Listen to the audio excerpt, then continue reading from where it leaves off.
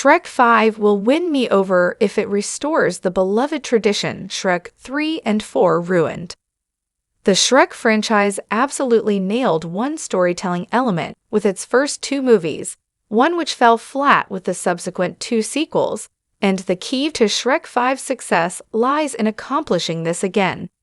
The best Shrek movies tend to be the earlier ones, while Puss in Boots: The Last Wish made a wave in 2022 and shot up the ranks. Shrek 2 is still widely considered to be the winner. In the years when Pixar was still dominating animation with hit after hit, Shrek carved out its own niche with its grungy style and subversive, resonant fairy tales.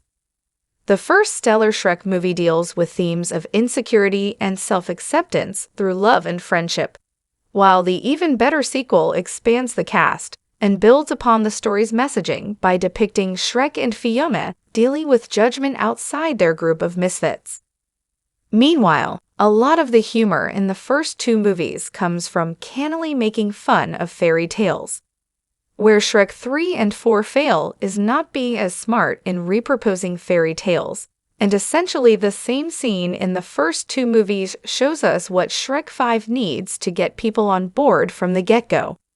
Shrek and Shrek 2 both have iconic opening scenes, which leverage roughly the same format of being a familiar fairy tale-inspired movie opening reminiscent of Disney, before something happens that absolutely shatters the illusion and lets us know what this movie is going to be like.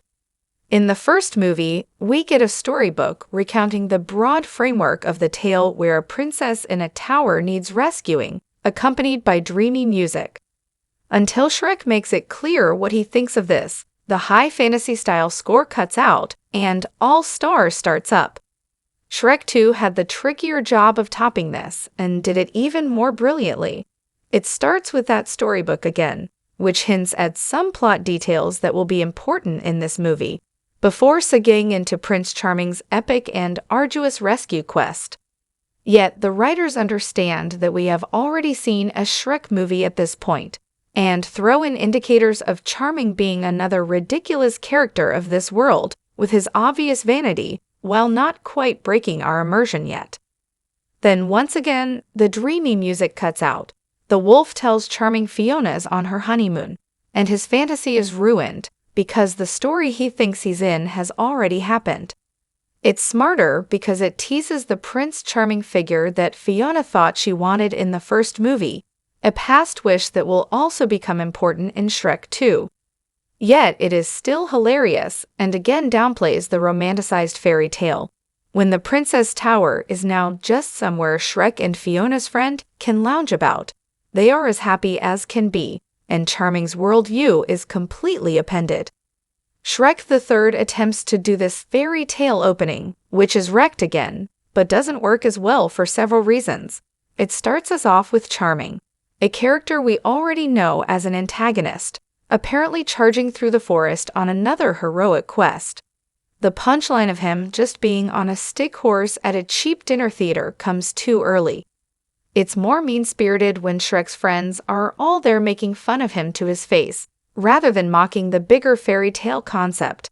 And the whole thing happens in the regular setting, rather than a somewhat disconnected reality that is suddenly grounded. It shows how at this point the franchise was running out of original ideas, and rather than telling weighty stories about overcoming self-doubt, it would rely on the by now well-worn tropes of this is not your average fairy tale stories. It clearly didn't take as much brain power and mostly sets up Charming as being down on his luck, so he can be this movie's main villain. Shrek Forever After uses a storybook again, but only to seg into a more conventional expositional opening, showing Fiona's parents considering a deal with Rumpelstiltskin in a flashback, until they get the news that Fiona has been freed. It shows how at this point, the franchise was running out of original ideas, and rather than telling weighty stories about overcoming self-doubt, it would rely on the by now well-worn tropes of this is not your average fairy tale stories. When a writer has come up with a clever gimmick, it is extremely difficult to write that bit over and over again and come up with ways for it to be fresh and just as clever each time. However, Shrek 3 and 4 start off with subpar opening scenes, which set up lackluster at best stories, containing interesting ideas that are not pushed to their most heartfelt or interesting ends.